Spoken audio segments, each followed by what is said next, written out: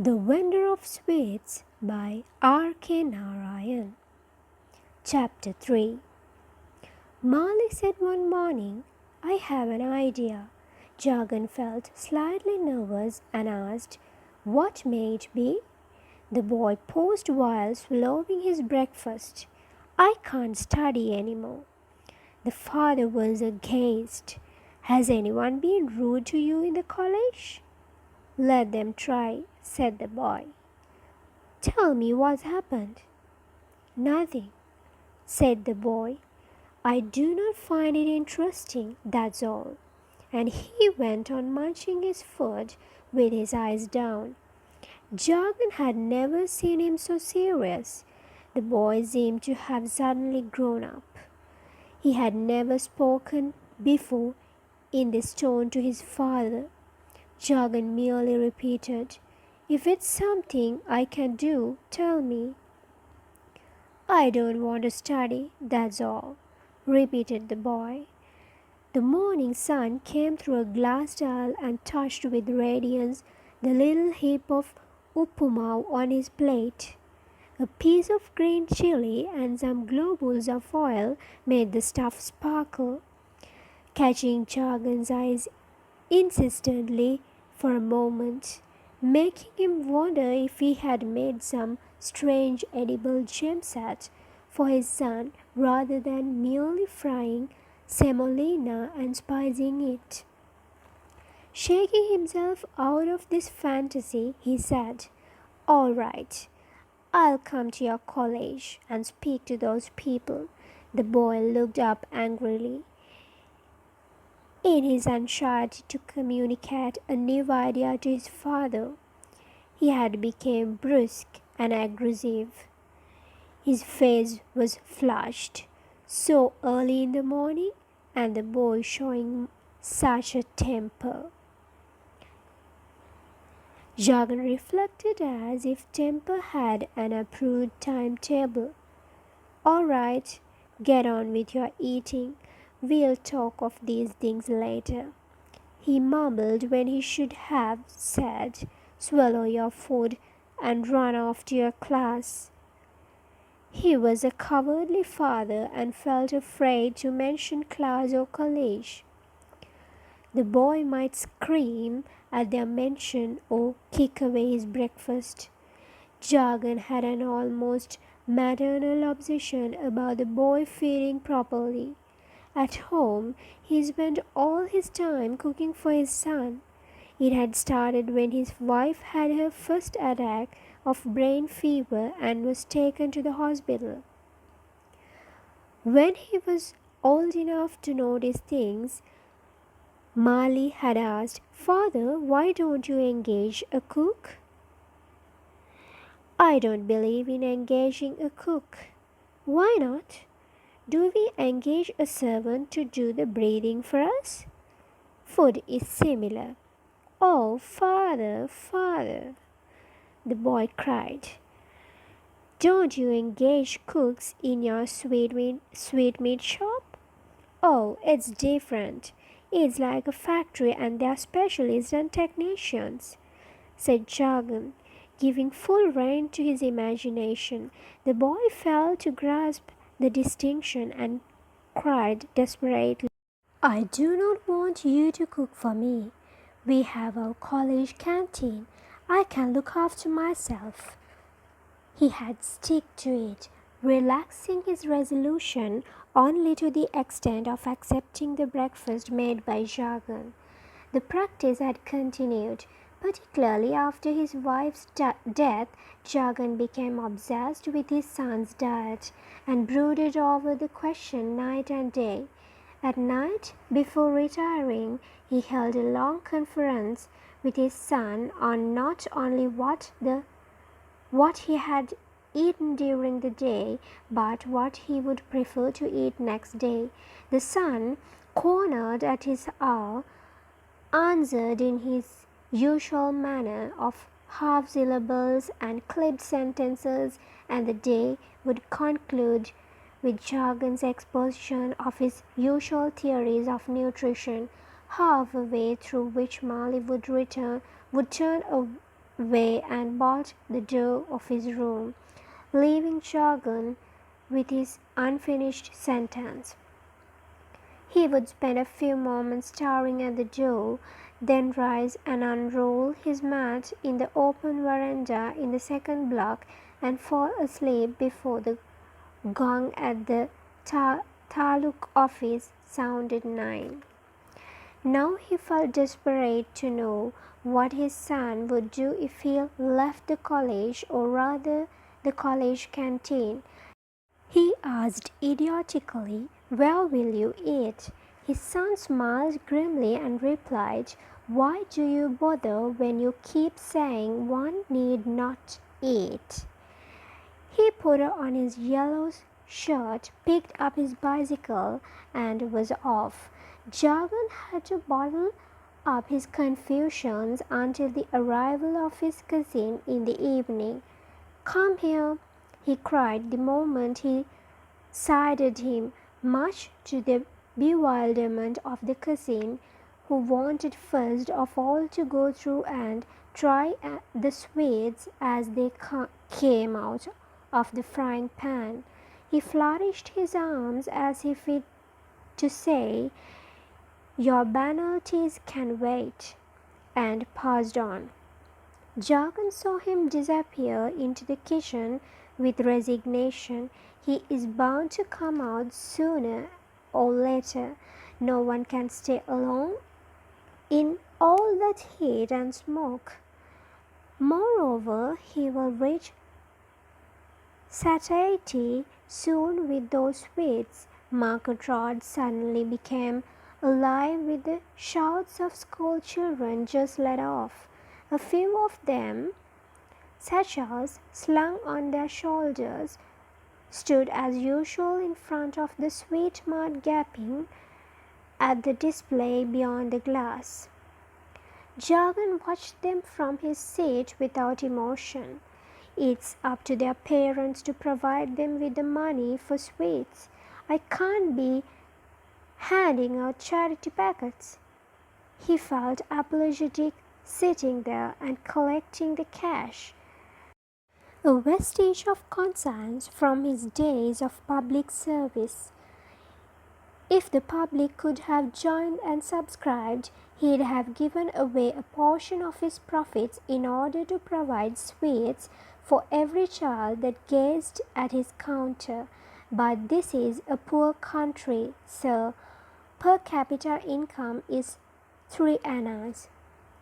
He still stuck to the figure that he had got out of a book called Poverty and Un-British Rule in India in his college days, but this figure restrained him from demanding of every parent in town that he spent 8 annas a day at his shop. Poor country. Most people cannot afford even rice for 2 meals a day. When I ceased to be a merchant, but sugar cost 1.30 per kilogram, and flour and butter, real or fake, cost twice as much. And what about the seasoning? Nutmeg 7 paise each. Mark it. Each. They used to be got in handfuls for the smallest kinds. And what halwa would be worth its name if you did not crush a little nutmeg into it? When the cousin emerged from the kitchen, wiping his mouth with the towel, Jagan said, as a continuation of his thoughts on social problems which for the moment swamped in his private sorrows, "Do you realize how few ever really understand how fortunate they are in their circumstances?" The cousin nodded a general approval, secretly puzzled as to what this profound thinker might be driving at. "They all forget and get used to things. That's the way of the world," he said, smacking his lips and stating a philosophy that could fit any circumstance. "Especially young men. said Jagan. "They are a problem everywhere. I was reading a little while ago somewhere," and he tried to quote from some sort of a report on the youth of today, although you could not remember where he had read it or what it said. "It takes one nowhere," said the cousin sympathetically, his mind gloating over the memory of the sweets he had eaten. The conversation was proceeding smoothly thus, and Jagan said abruptly, "Mal is displaying strange notions." The cousin opened his eyes widely to register the appropriate reaction, not being certain how critical he could sound of Mali. Jagan explained. The cousin suddenly assumed a definite stand and said, it would be best to know what the boy is thinking, our educational methods being what they are today. You could always hit education if you had no other target. I was always hoping that he'd be a graduate, and that's the basic qualification one should have. Don't you think so?" Jagan added with a sigh. "If I had passed the BA, I could have done so many other things. But it was not to be. And yet, what's lacking in your present state?"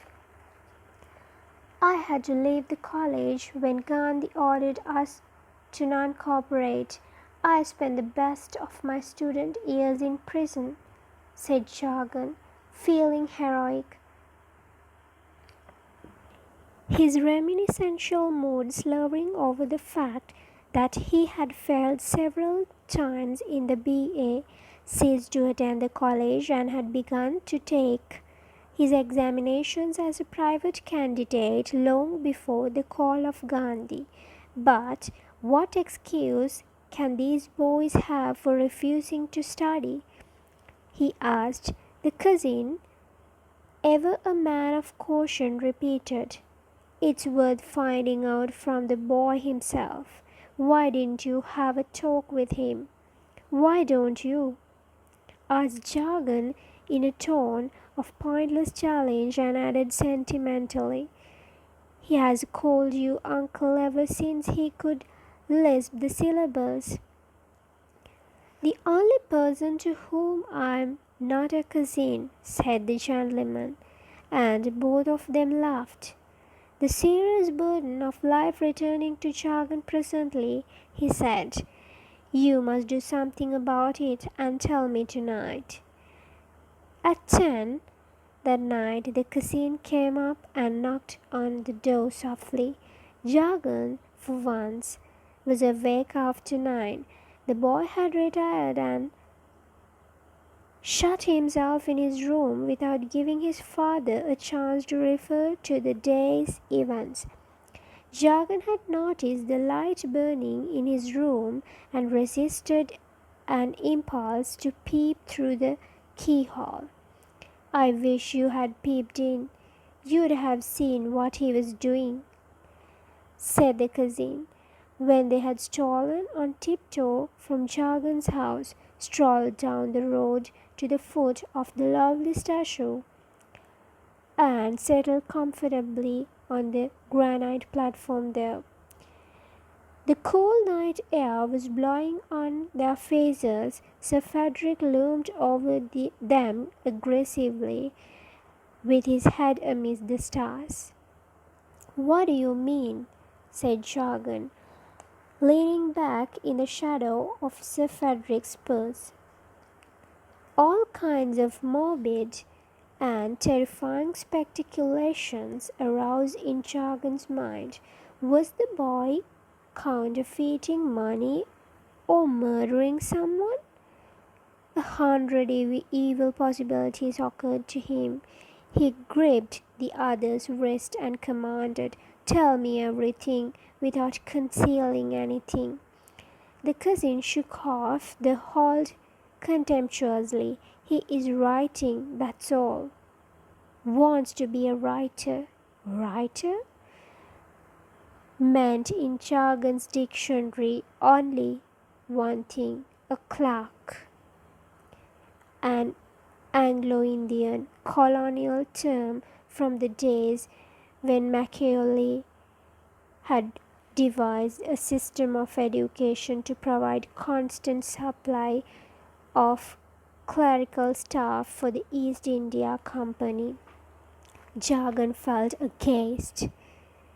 Here was he trying to shape the boy into an aristocrat with a bicycle, college life, stripped shirts, and everything, and he wanted to be a writer. Strange. Why does he want to be a writer? He asked. I don't know. You will have to ask him. Where does he want to work? It's degrading, he cried. After all, the trouble I had taken to build up a reputation and a status. He beat his brow in despair. It never occurred to the cousin that Jagan had misunderstood the word writer. He said, I lost no time after you told me this evening to go out in search of the boy. I waited at the college gate. Oh, did he go to his college after all? Cried Jagan ecstatically, concluding that he must have eaten in the canteen. Yes, replied the cousin. It was only a farewell visit. I saw him come out with a gang of friends who patted his back and shook his hand and did all sorts of things. A couple of teachers came out, looked at him and said something. I hear him say, my father has other plans. Probably he is sending me to America. Ah, Jagan exclaimed. What will he do in America? America indeed. Don't be hasty, said the cousin slowly. He had to tell them something before leaving, until he demands to be sent to America. Don't take any notice of it. All sorts of ideas. Jagan cried helplessly, tapping his fingers on the granite. Well, he may become a second Bharati or Tagore or Shakespeare some day. How can you judge now? The cousin said. The truth finally dawned on Jagan. Oh, how stupid am I? Yes, of course. Writer, I know. I will become illiterate, I think, he cried happily. It was a great relief that the son was not attempting to be the other sort. What else did you think? The cousin asked and added, I have heard that writers earn a lot of money nowadays. They become famous. What does he want to write? I don't know. Poetry, perhaps? Easiest to start with? Oh, stories. What else do people write? Said the cousin, not wanting to flounder in unknown seas. Actually, it was difficult to get even that out of him. I met him at his school. College, corrected Jagan, feeling somewhat piqued. Yes, I meant college. I always think of Mali as a little fellow, and it's very difficult to remember that he is no longer a mere schoolboy.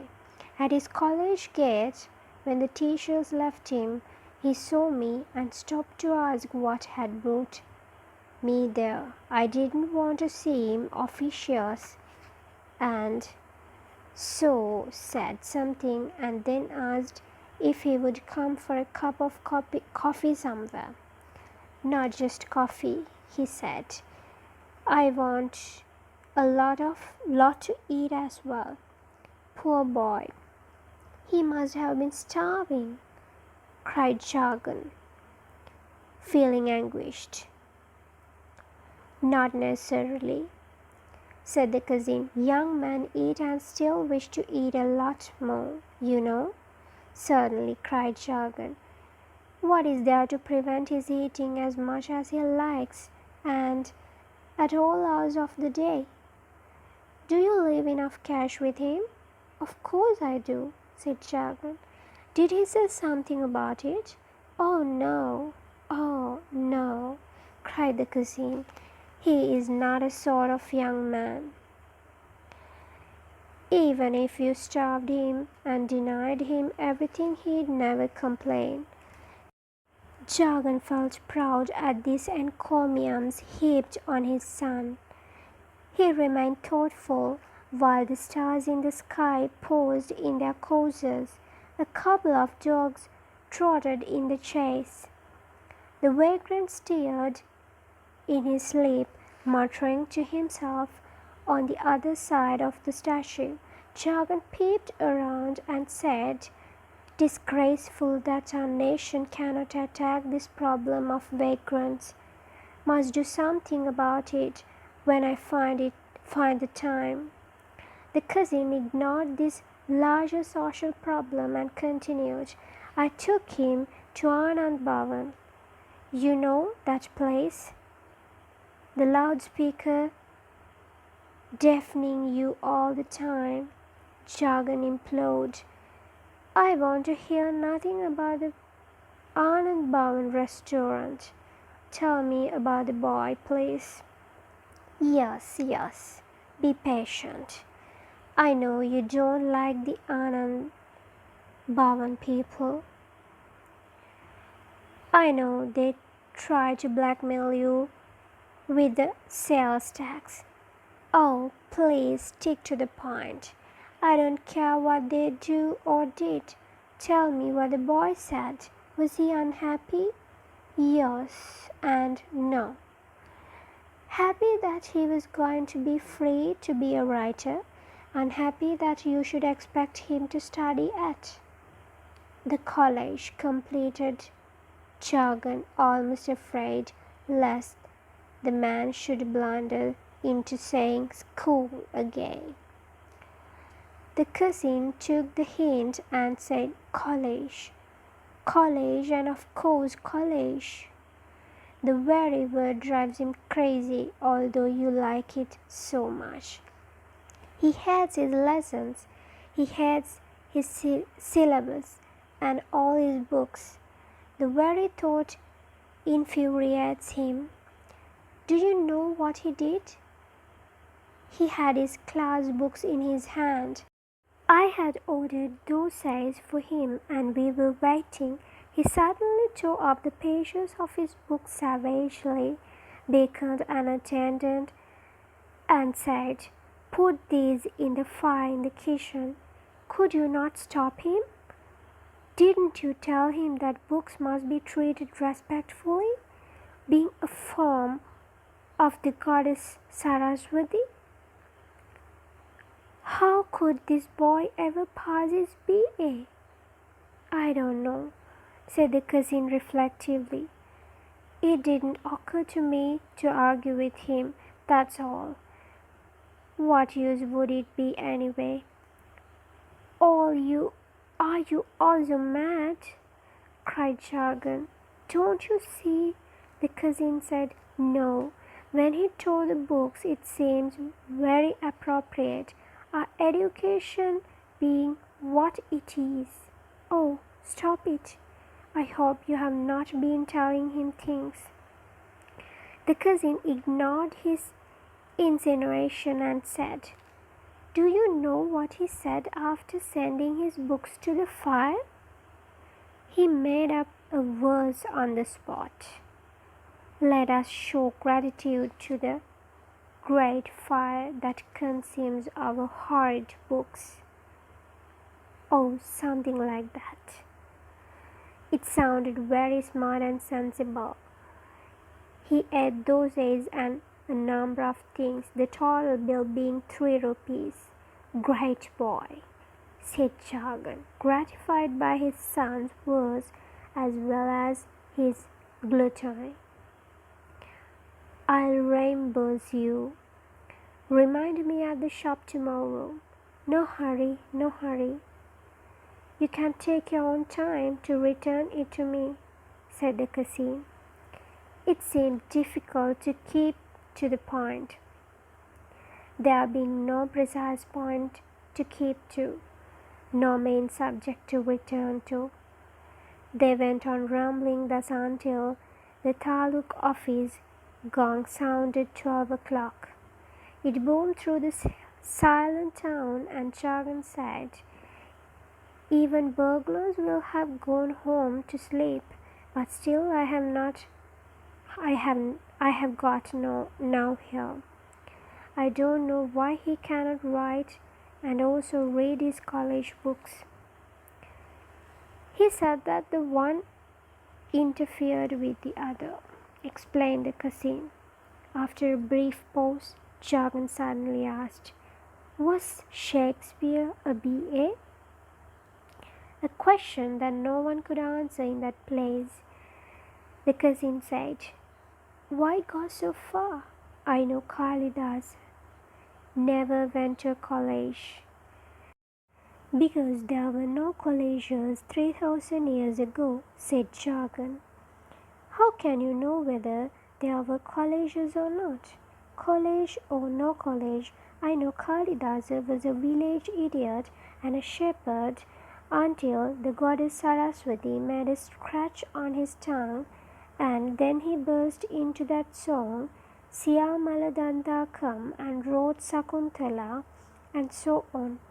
I know the story. I have heard it often enough," said Jagan. "If you know the story, you must believe in it and hope that someday Mali will be another Kalidasa," said the cousin soothingly. Jagan, at the earliest opportunity, applied his eye to the keyhole of Mali's door, which remained shut most hours of the day. The boy seemed to be avoiding him. Jagan prepared the breakfast, and left it on the hall table, and also tucked a 5-rupee note under the plate so that the boy might eat wherever he liked the rest of the day. Mali would go out and return home at some hour of the night and shut himself in. Jagan went about his sweet making without any outward sign of agitation, but inside he was all torn up. He could not understand where his son spent the day, or what he ate. He had never suspected that his zeal for education was going to ruin their relationship. He wanted to make it up with his son. Through the keyhole he saw the light burning in Mali's room. He saw Mali sitting on a stool with his elbow on the table, just brooding. He felt disappointed that the boy was not writing. He had imagined the writer burning the midnight oil and littering the table with sheets of paper in a delirium of inspiration. Kalidasa suddenly bursting into inspired song, the walls of the ancient house reverberating with a new song to be on everybody's lips for 1,000 years to come. But the picture that presented itself to him was different. The boy seemed to be moping in dejection and boredom. It was time to pull him out of it. Jagan realized the time had come for him to forget college education and get completely identified with Mali's fantasies, at least until he came out of his gloom. Jagan beat up the door with both fists, stooping and squinting at the keyhole, having proved irksome. "What's happened?" "What are you bringing down the house?" asked the boy, opening the door. Jagan pushed his way in, announcing, "Boy, I like your idea. Come on, let us talk about it." He breezily placed around and sat on a stool.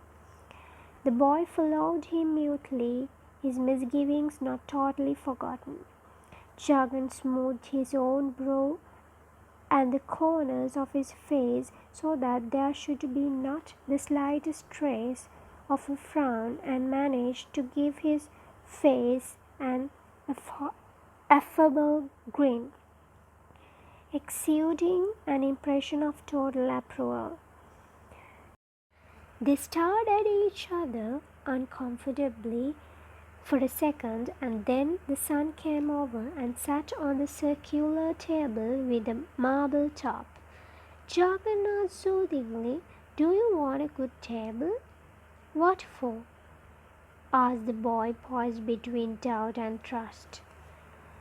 The slightest pressure at the wrong place could topple him over to the wrong side, and so Jagan said, "A writer needs a lot of space for his manuscripts. They are precious, you know." The boy was evidently pleased that the new table was not being planned for college books and notes. "Who has told you about me? These things become known. A writer has to come out." He was amazed at his own fluency. "Oh, I don't care either way." Jagan looked about. There was no sign of a book in the making. The marble top was clean. All the college books have been swept out of view. He felt a moment's curiosity about their fate, but checked himself. Not his business, anyway. "Do you want me to buy you white paper? Have you got a good pen? I think I had better get you a new desk with a lot of drawers." Peace and understanding were returning after all, and they could grope their way through the world of letters now, each thinking that the other might know better. "What are you writing now?" asked Jagan, with the humility of a junior reporter interviewing a celebrity. "A novel," the boy said condescendingly. "Oh, wonderful! Where did you learn to write novels?"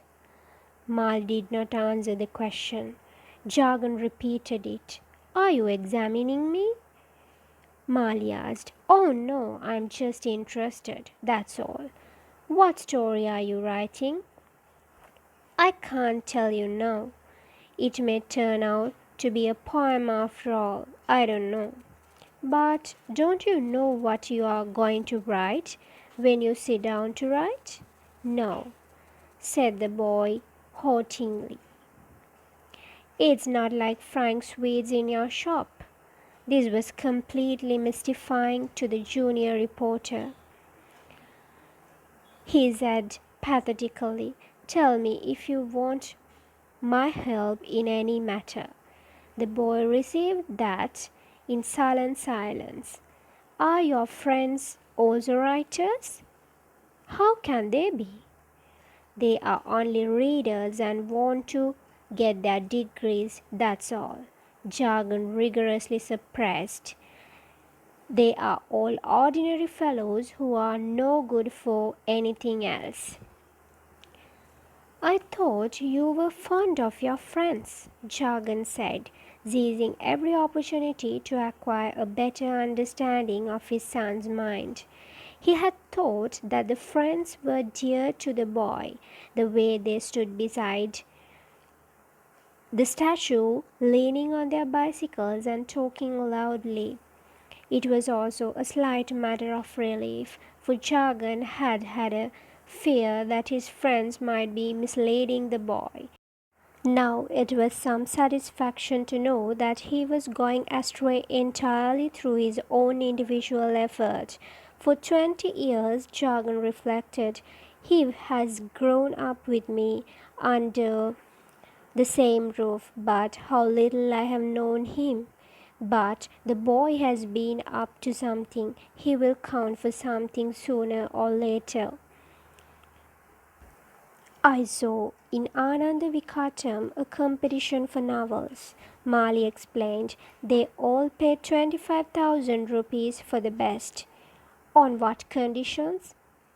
"It must be sent before September 30th. That's all."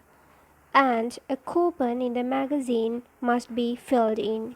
Jagan leaned over to study the dates on the calendar on the wall. This is just May. I know, snapped the boy. I have 5 months. Have you begun to write? Jagan asked timidly.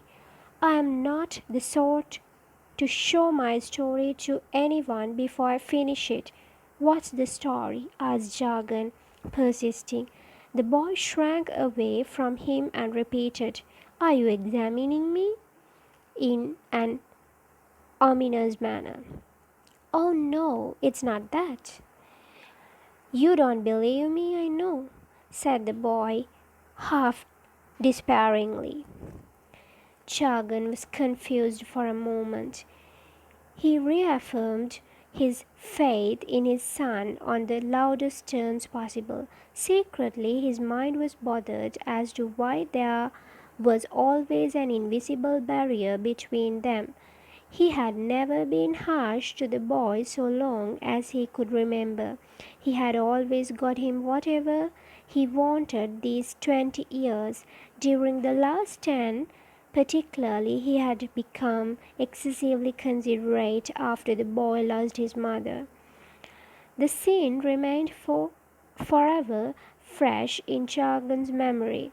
The terrible Friday when their Dr. Krishna had observed her breathing and just said, no doctor could do more. A very rare type of brain tumor. If one knew why it came, one would also know how to get rid of it. It was nearing midnight, and the doctor had been in continuous attendance for 48 hours with needle, oxygen, and ice bag, sparing no apparatus in order to save a life. He was physically worn out by the effort and driven nearly mad by Jagan's hints that a nature cure might have benefited her. Nature? He snapped irritably, turning his head from the bed. Nature would sooner see us dead. She has no use for a brain affected by malignant growth. That's all. Jagan had shut his mouth, feeling that the moment was inappropriate for his theories.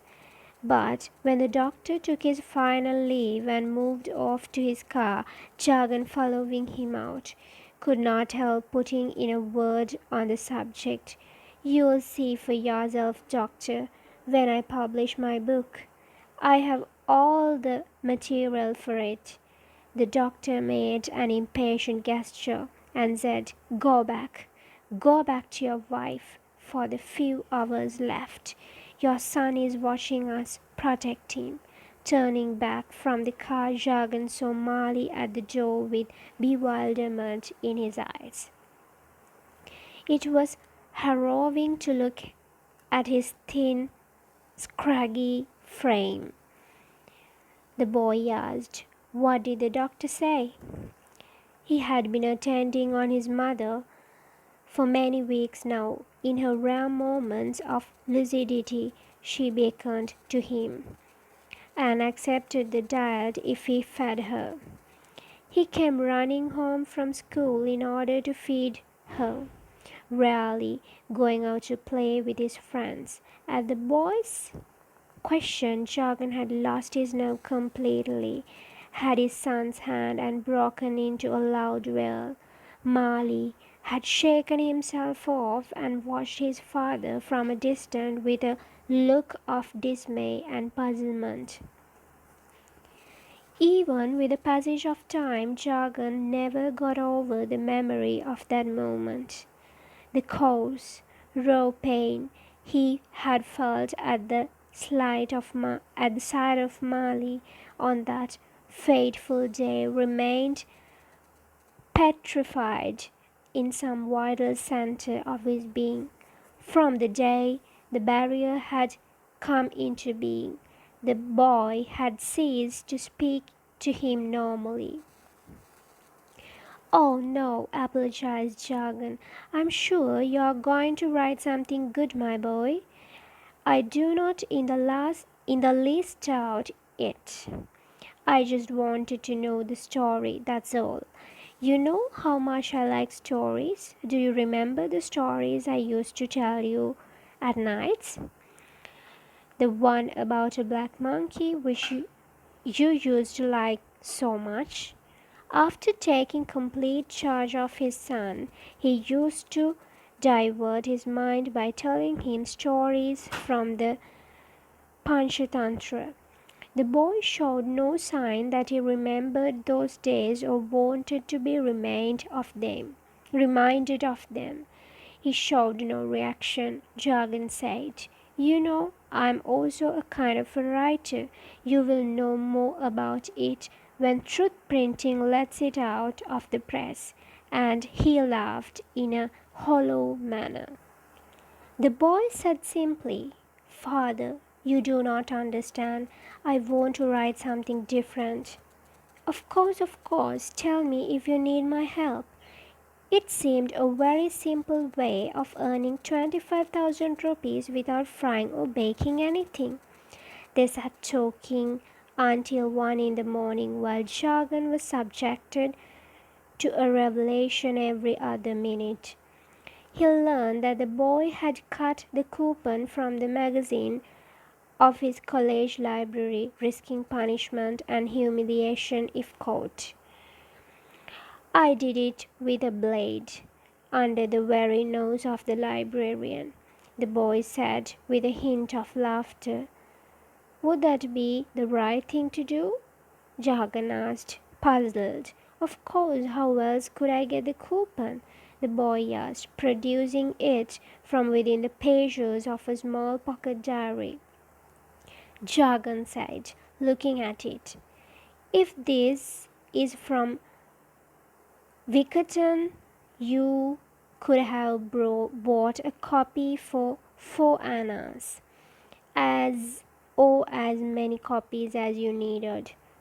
"That's anyone could do," the boy said, and added mysteriously, "I have always wanted to teach that librarian a lesson. He always thought he was too clever." Jagan derived a peculiar thrill in speaking of his son as a writer. Next day, on the way to his sweet mart, he stopped at least 3 acquaintances on the road and spoke to them of his son. The fourth person to be told was the head cook. As soon as he arrived, Jagan summoned him to his throne and said, "My son is writing a book." The head cook, between thoughts of the frying for the day, said it was a grand piece of news and evinced interest in the literary progress of Mali. "He is going to earn 25,000 rupees out of it, and he says he is going to finish it before September. Wonderful boy. I never knew that my son was such a genius. Actually, you know, he need not to do all this to get 5,000, 25,000. That's all, always there. But I don't want to give it to him to handle. It's not like my generation. We came under the spell of Gandhi and could do no wrong. For all your wealth, you are such a simple man, eating nothing." "Eating to live, that's all," corrected Jagan. "You will know when my book is printed. I'm also a sort of writer, you understand?" "No wonder your son takes to it so happily," said the cook. The cousin came at the usual hour and heard the story.